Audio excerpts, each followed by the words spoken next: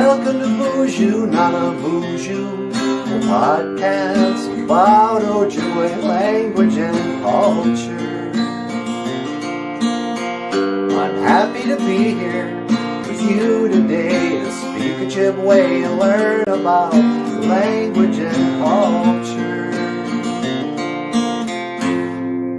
Shoot.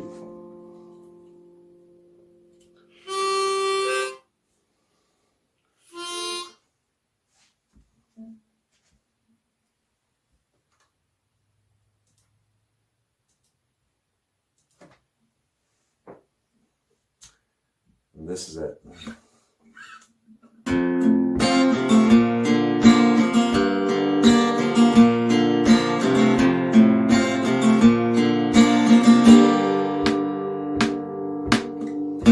Welcome to Boozhoo, NANABOOZHOO, a podcast about Ojibwe language and culture. I'm happy to be here with you today to speak Ojibwe and learn about the language and culture.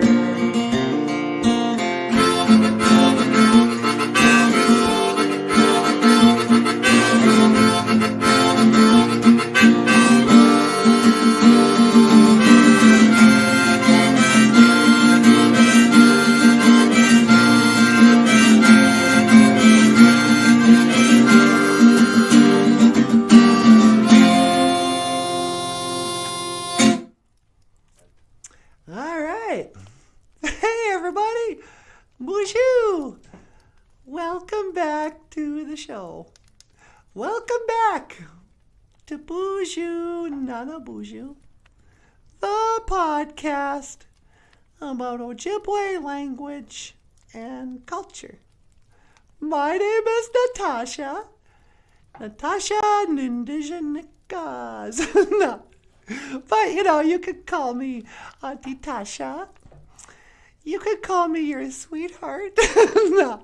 And over here, the one and only, the man of my dreams. Would you get out of here? NANABOOZHOO, Ikadon Boozhoo, Ni Weenie Mushane. Say hello, my sweetheart. Okay, Boozhoo.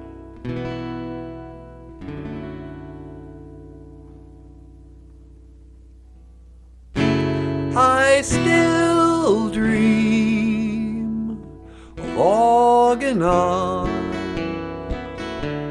I wake up crying, you're making rain, and you're just in reach. When you in sleep escape me, you're like my yo-yo that glowed in the dark. What made it special, made it dangerous, so I'll bury it and forget.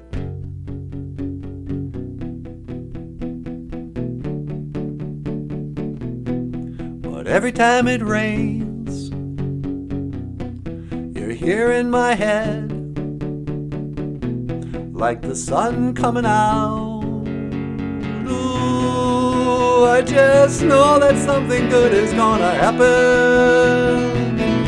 I don't know when, but just saying it could even make it happen.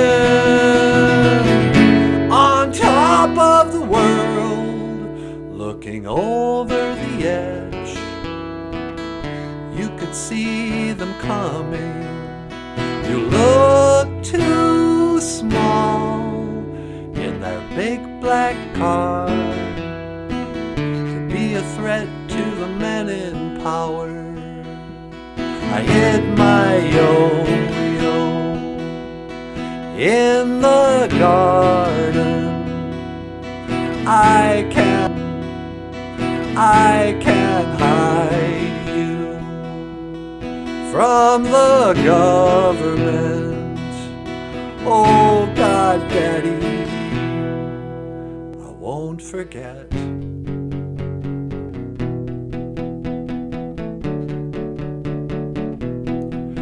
every time it rains, you're here in my head, like the sun coming out. Ooh, I just know that something good is gonna happen. I don't know when, but just saying it could even make it happen. And just saying it could even make it happen. Hey, hey, hey.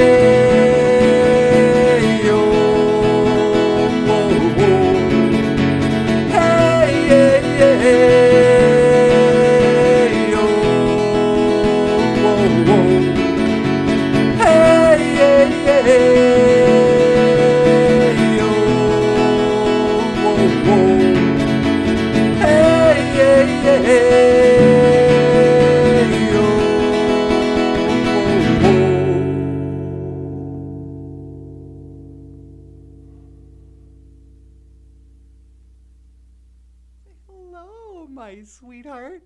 Okay, bonjour, gakina awia. How are you, everybody? Welcome back to the show.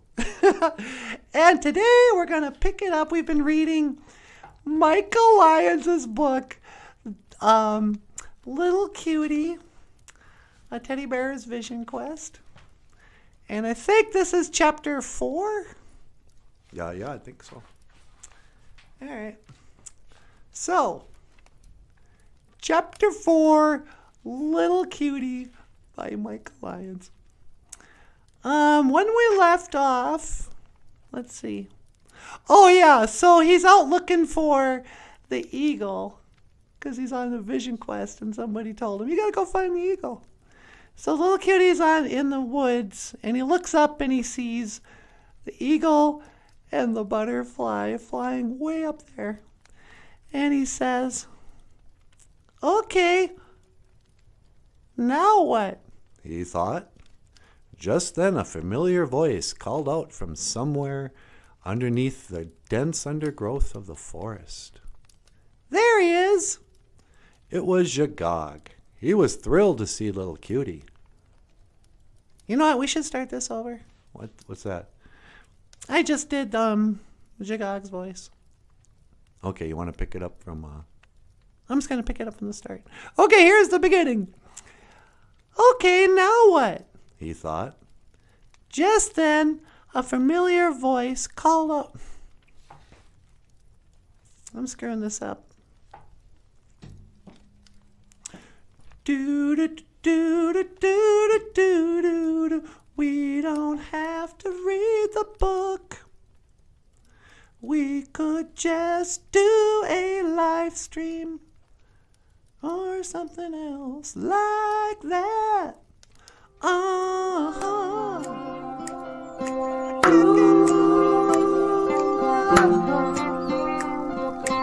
Welcome to Boozhoo, NANABOOZHOO, the podcast about Ojibwe language and culture too. I'm happy to be here with you today. To speak Ojibwe.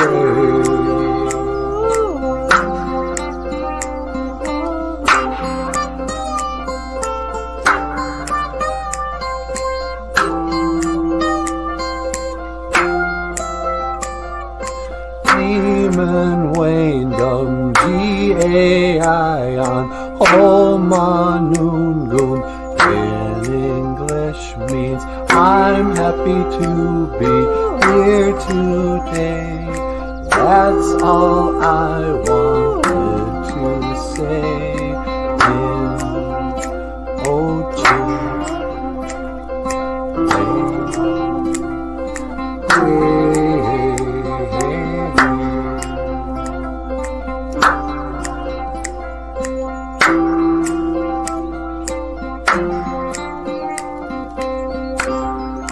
Welcome back to the show. Bonjour. Welcome back to Boozhoo, NANABOOZHOO, The podcast.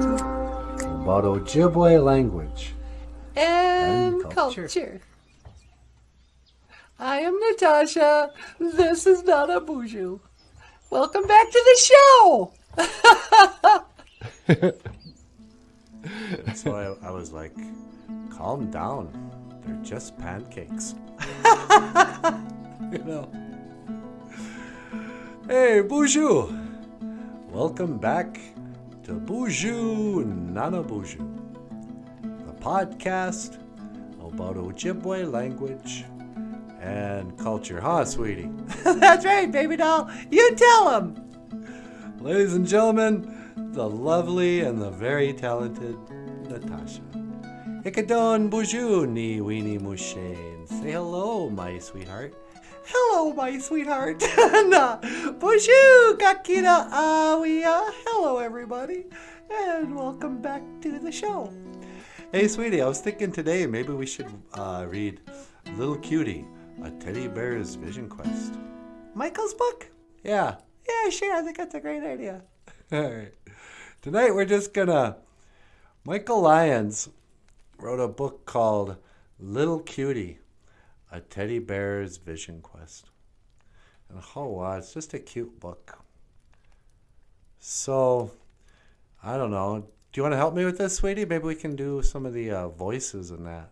Well, sure. All right. So, Little Cutie is a story of a teddy bear that goes on a vision quest. And you might ask yourself, well, what's a vision quest, huh? Yeah, what is a vision quest? A vision quest is like going on a journey looking for a vision or looking for answers. In Little Cutie's case, he doesn't know where he belongs. And he gets a whole lot of advice and then eventually meets Gitchimanadu. So, let's just take a look at this. Little Cutie. He's a little red and white teddy bear. And it's called A Teddy Bear's Vision Quest by Michael Lyons. Little Cutie, A Teddy Bear's Vision Quest by Michael Lyons. 2013. Hey, Michael, this book is 10 years old already. Is it really? Yeah. All right, here we go. Once upon a reservation in northern Minnesota, there lived a ragged, red and white teddy bear. Little Cutie stayed in a house nestled deep within a jack pine forest with a family and a young girl named Aubrey. Things had been terrific for years. Aubrey and Little Cutie were inseparable best friends. They spent many long afternoons together, playing dress-up and stuffed animal parade. And there she is. There's Aubrey. Oh, she's just cute. Yeah, she kind of reminds me of you. And she's got Little Cutie there, and they're playing stuffed animal parade. Yeah. But lately, Little Cutie had noticed how Aubrey seemed preoccupied with playing with her friends, drawing cartoons on the kitchen table, and dancing in front of the mirror to music played really loud. To make matters worse, the adults had been talking about the two of them.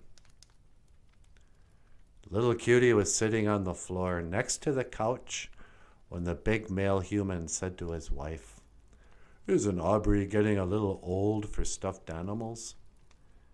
It was painfully clear to the small, tattered bear. He had worn out his welcome. With a heavy heart and a lump in his throat, Little Cutie sat at the back bedroom window and sighed. Oh, wow, look at that.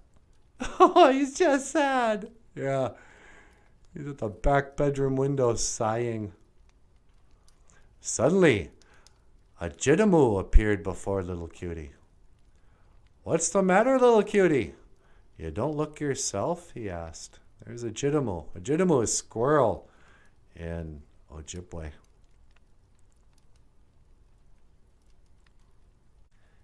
It's Aubrey, Little Cutie replied. I think she's outgrown me. Are you sure, Niji?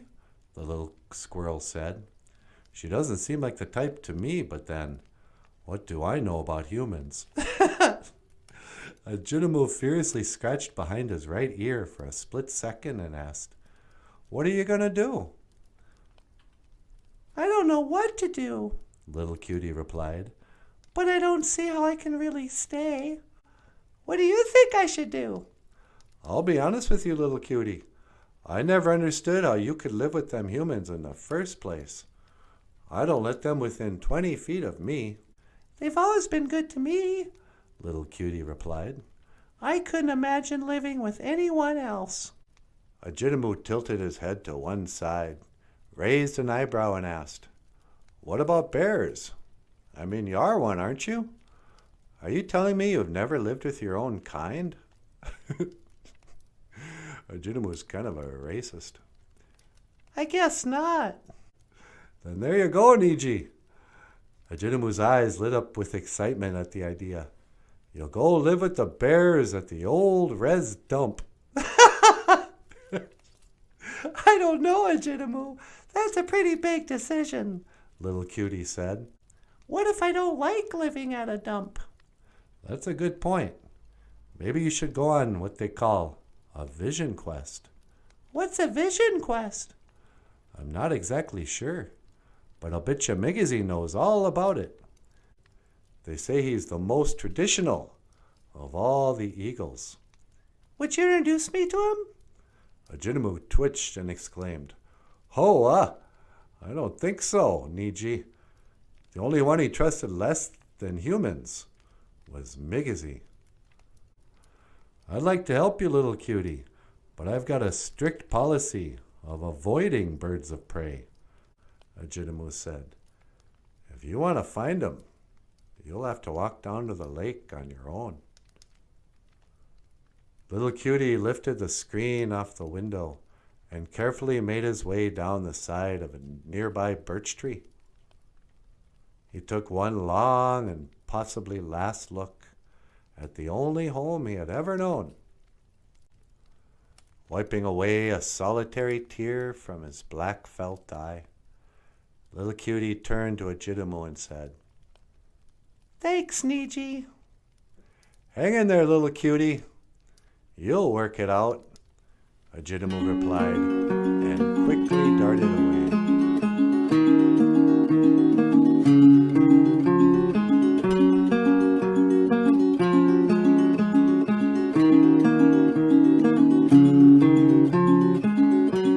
But it's got nothing to do with you.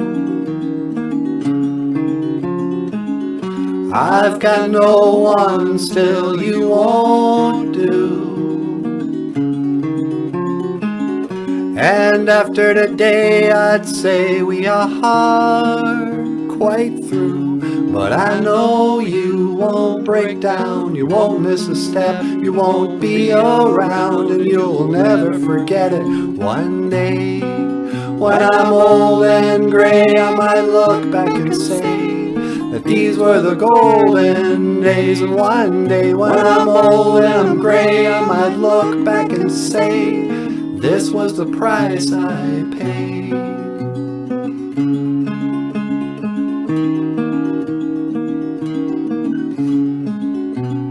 So it goes, or so they say. Time's like a mountainscape. Well, I don't know, but I can't complain. God knows I've got my own escape. And sometimes I just might, even in the middle of the night. Well, sometimes and sometimes, well, I wake and bake. But it's got nothing to do with you. I've got no one, still you won't do. And after today I'd say we are quite through. But I know you won't break down, you won't miss a step, you won't be around, and you'll never regret it. One day, when I'm old and gray, I might look back and say that these were the golden days. One day, when I'm old and I'm gray, I might look back and say this was the price I paid.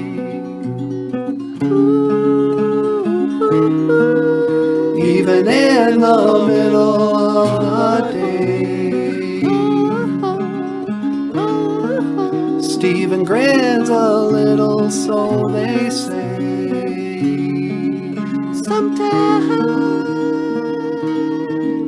Sometimes, well, I wake and bake.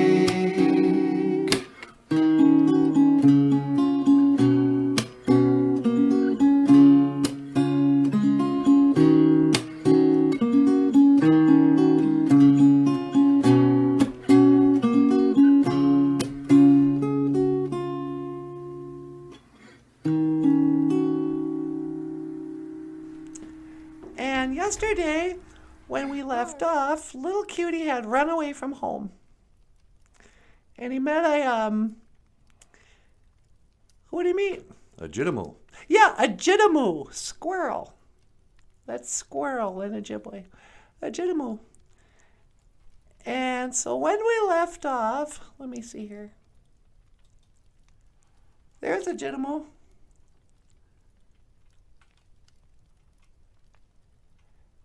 As little cutie, or actually, sweetie, will you read the narration, and I'll be little cutie. Okay. As little cutie approached the weathered gray-brown coop at the edge of the lawn, chicken voices erupted in protest. Get out! Get out! They screeched. It was Wagosh again, in a flurry of feathers and a flash of orange. The little fox shot out of the door and back under the wire fence where he had tunneled in earlier that morning. He paused next to little cutie to catch his breath. Hoa, Wagosh said. Looks like we won't be having eggs for breakfast after all. Baka stood on the inside of the fenced-in area and glared at Wagosh.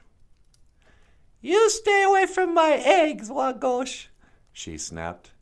Next time I'll send you home with a black eye. Look at that. She got her little foot is clutched in a fist. Oh, I'm so scared, Baka Wagosh replied with a sarcastic smile.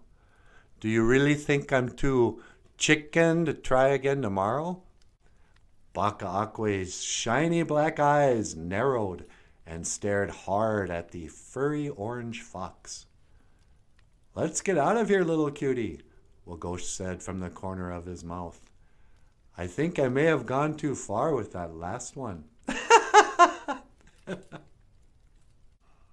Soon the two friends were in the forest and out of sight of the house. Wagosh paused and said, Gee, it's nice to see you out here. What's the occasion?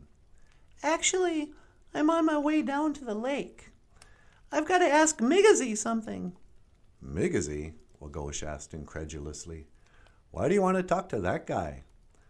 Little cutie felt slightly self-conscious saying it out loud, but then answered, I'm going on a vision quest, and I need his advice. Ha! That old blowhard doesn't know anything, Wagosh replied. Everybody thinks Migazy is so wise and spiritual and patriotic. He doesn't impress me. Wagosh isn't impressed with Migazy. What do you mean? Little cutie was perplexed. He had never heard anyone say such things about the eagle. I'm telling you, he's just a figurehead, Wagosh said. The real brain of that operation is Mamengwa. Oh, Mamengwa, butterfly in Ojibwe. Mamengua. Mamengua? The butterfly? Little Cutie asked. But I thought they were just good friends. I'm sure they are, but Mamengua is smart enough to realize that nobody wants to hear all that spiritual mumbo-jumbo from some old butterfly. Wagosh replied, "Why do you want to go on a vision quest anyway?" It's sort of complicated, he replied. I have to make some big decisions about my life. Little Cutie looked seriously into Wagosh's eyes and said, I think it may be time to leave the house. "Oh, He's just sad. yeah." Wagosh is explaining stuff to him. Got the explaining hand. "Good," Wagosh explained. No. "No offense, but I'd sooner live with the chickens." It's not like that, Wagosh. I like living there. It's just that Aubrey's outgrown me. "Really?" Wagosh said. "She doesn't seem like the type." Wagosh wrapped his arms around Little Cutie's shoulders and said sympathetically, "Hey, don't take it too hard, Niji. They're only human, you know." By the time they had arrived at Wagosh's hole, it was nearly noon. "You want to come in for some lunch?" Wagosh asked. "We were going to have some eggs, but you saw how that turned out. Maybe the old lady can heat up some mac soup instead." Mac soup. Thanks anyway, but I don't really eat. "You don't eat?" No. Little Cutie said. He was starting to feel self-conscious again. I don't actually have teeth or any of that. "Oh, that's right," Wagosh suddenly remembered. "Well, that's cool. You just want some coffee then?" Little Cutie said. "Just kidding. Listen, Little Cutie. Whatever you need for this vision quest, you just ask, okay?" Wagosh said. "I could care less about the humans or Migazi, but you're my Niji. There's nothing I wouldn't do for you." I know, Little Cutie said with a big smile. You're my Niji too, Wagosh. "Okay then," Wagosh said. "See you later." What? Maybe that's a good place to stop. Yeah, okay. Well, there you go. Let's call this, what is this, chapter 2? Yep. Chapter 2 of Little Cutie, a teddy bear's vision quest by Michael Lyons, the rock star cartoonist. No. Little Cutie. We'll pick it up again tomorrow. Do you guys remember some of the Ojibwe? Before we close out, these are the Ojibwe animal names we learned. There's what? Ajidamu, Yep. squirrel, and Memengua, the butterfly. Mm-hmm. Wagosh, the fox, Yep. Wagosh. and who else? Migazi, the eagle. And Migazi, eagle. All right, tune in tomorrow for chapter 3 of Michael Lyons' book, Little Cutie. Here, let me find the cover.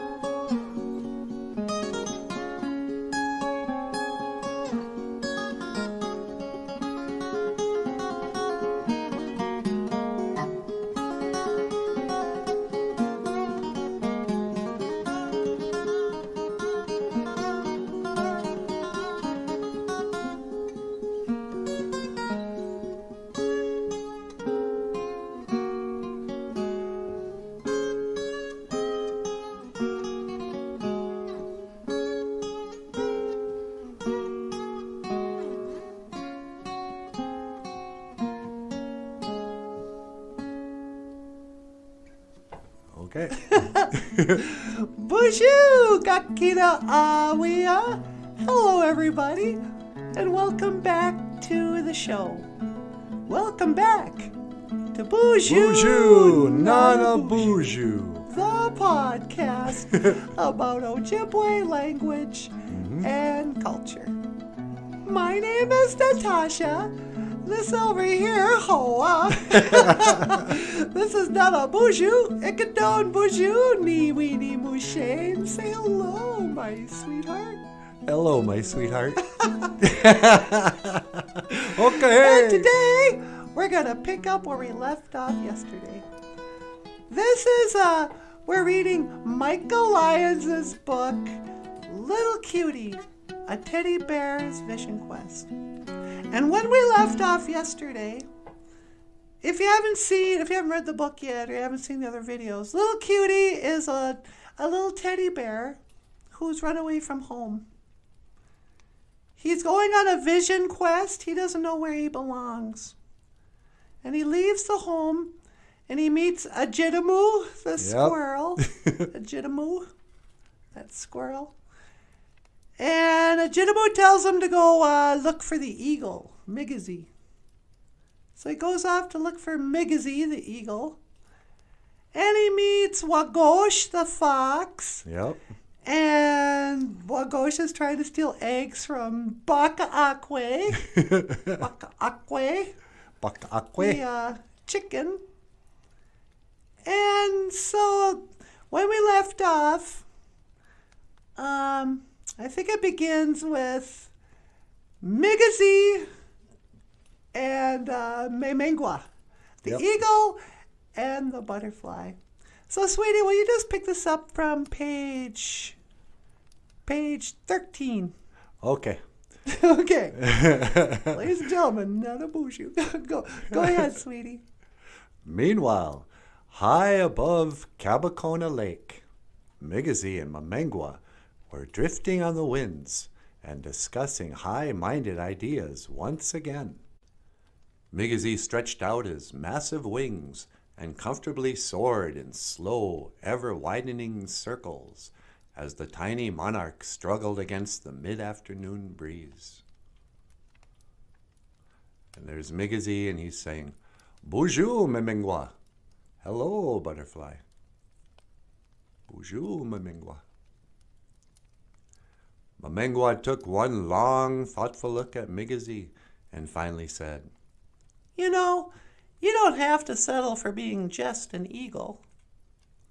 Migizi said nothing. He wasn't insulted. His attention was on a shimmering walleye, 100 feet below. Memengwa was undeterred. He said, Take a look at me. Once I was a humble caterpillar. Then, as soon as I knew I was in a healthy place, psychologically, physically, and spiritually, I cocooned myself away from all family and friends. Really spent some me time processing my childhood and getting in touch with my feelings. When I finally emerged, I was transformed. Migizi rolled his eyes. He had heard the story many times before. I went from being the ugliest little worm in the forest to the most beautiful creature of all. And there he is, Memengwa. He didn't think of it as bragging. Memengwa truly believed everything he said. Granted, I'm sure being the big bad bald eagle has its advantages. You're a heck of a fisherman, and your face is all over the human's money, but you could be so much more. Far below, Little Cutie scanned the afternoon sky until he caught sight of Migizi gliding along effortlessly. Okay, now what? He thought. Now what, he says. Just then, a familiar voice called out from somewhere inside the dense undergrowth of the forest. There he is. It was Yagog. He was thrilled to see Little Cutie. He didn't like to admit it, but Jagog was a very lonely little skunk. Man, it is so good to see you, Jagog said, and abruptly pulled little Cutie to him for a good tight hug. Oh, just cute. Yeah. Giving him a big old skunk hug. You've heard of bear hugs? That's a skunk hug. It's nice to see you too, Jagog, Little Cutie replied. You know, Little Cutie, you're the only friend I've got. All the other animals are afraid of me. I don't know why. I'm a peaceful kind of guy. Are you sure it's fear? Little Cutie asked. What else? Jagog said. He was unaware of any issues concerning odor, since Little Cutie's nose was nothing more than a black felt triangle. He didn't notice either. Hey, Jagog, can I ask you for a favor? Anything for you, my Niji, Jagog happily responded. Can you help me get Migazy's attention? I need to talk to him about something. Jagog's tail shot up, and a grave look of concern fell over his face. He was prone to overreact under the first sign of trouble. Why, what's the matter? He asked. I'm going on a vision quest, Little Cutie replied. What's a vision quest? I don't know, but I guess you're supposed to go on one before you move out of the house, Little Cutie said, knowing how silly that sounded. You're moving out? What about Aubrey? Little Cutie felt a pang of sadness at the mention of her name. It was the first time he had ever experienced that. Well, that's sort of the problem, he said. Aubrey's outgrown me, and now I'm probably going to have to live with the bears in the old res dump.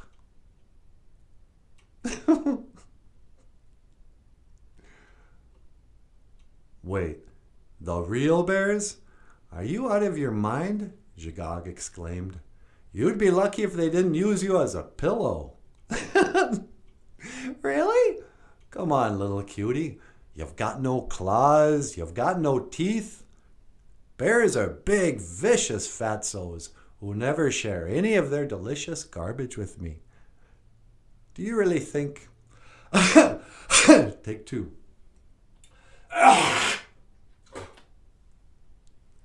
Take two. Come on, Little Cutie. You got no claws, you got no teeth, he said. Bears are big, vicious fatzos who never share any of their delicious garbage with me. Do you really think I'd fit in so poorly with them? Little Cutie asked, even though he knew the answer. I'm telling you, Little Cutie, you think the humans are bad. I don't think they're bad. I just think, well... He didn't want to say it, but Little Cutie was thinking, what kind of a person just grows tired of another? Maybe he wasn't much of a bear.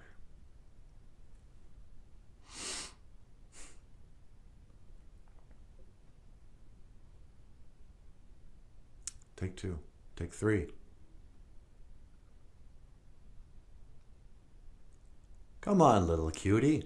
You got no claws, you got no teeth, he said. Bears are big, vicious fatzos who never share any of their delicious garbage with me. Do you really think I'd fit in so poorly with them?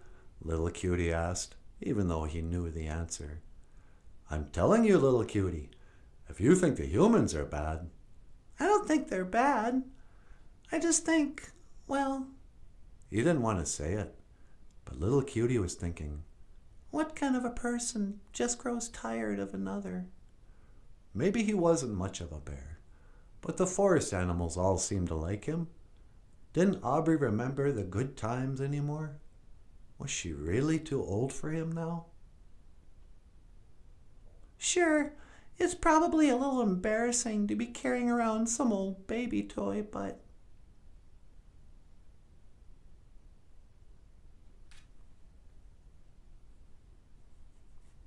Little Cutie couldn't continue. He leaned his tiny head on Jagog's shoulder and started to cry.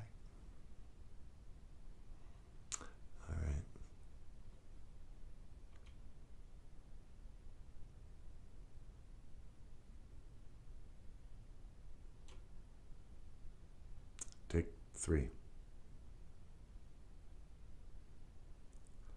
Aw, man, it's all right, little cutie. You still got me.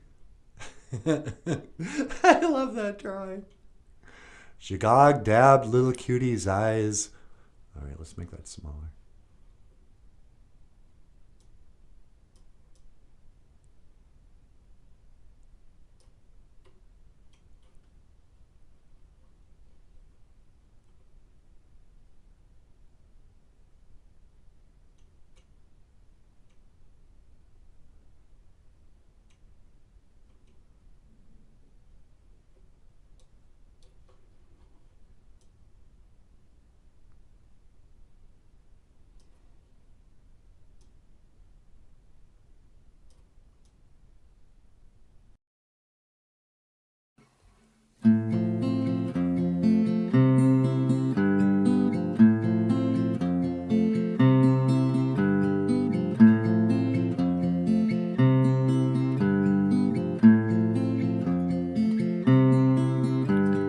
Amazing grace, how sweet the sound that saved a wretch like me.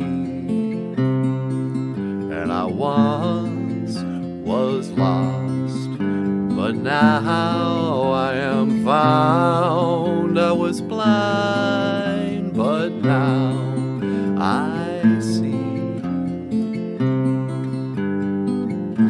When Jesus saw the crowds, he went up on a mountainside and sat down. His disciples came to him, and he began to teach them. He said, "Blessed are the poor in spirit, for theirs is the kingdom of heaven.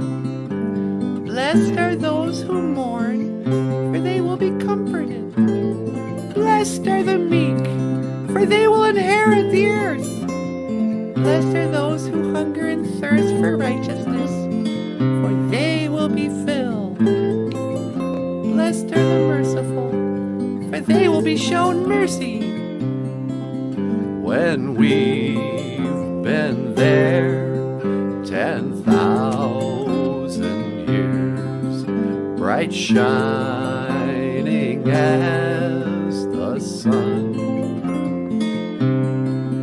we've no less days to sing God's praise than when we first begun.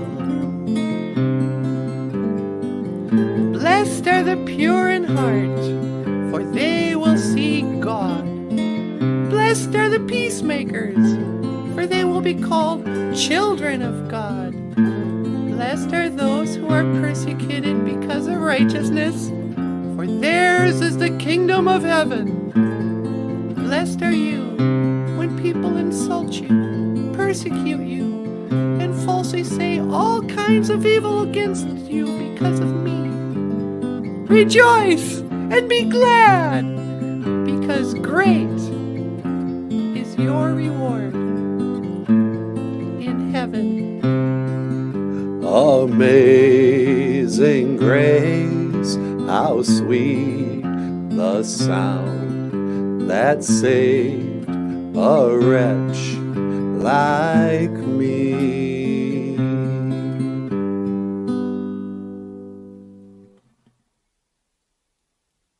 Ape Inge. Amen. Oh wow, that was really good, Natasha. Little Cutie, a teddy bear's vision quest by Michael Lyons, the rock star cartoonist. No.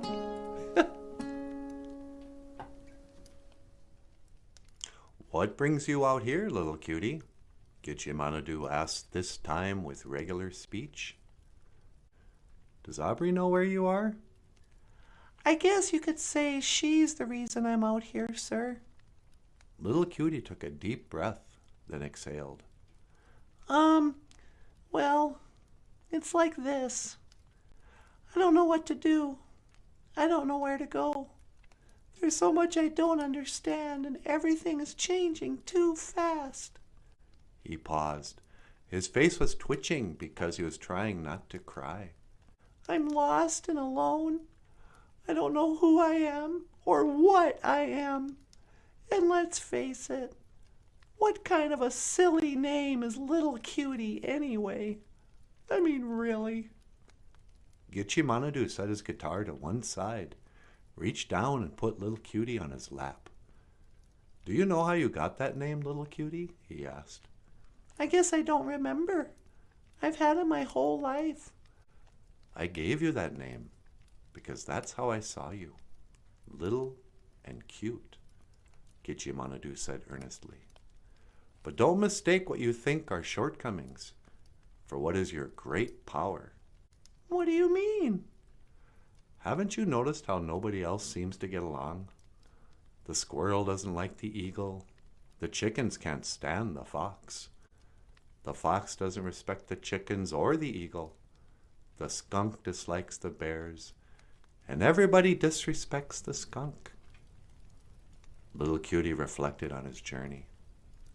And the one animal who is most feared in the entire woods, the one animal who nobody except you trusts, has welcomed you into their home.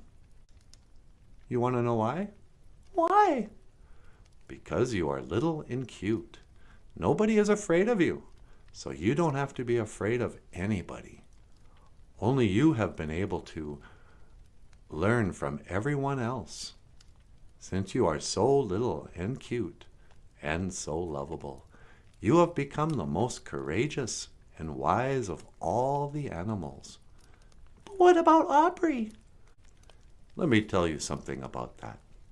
Lots of people keep their favorite stuffed animals for a lifetime.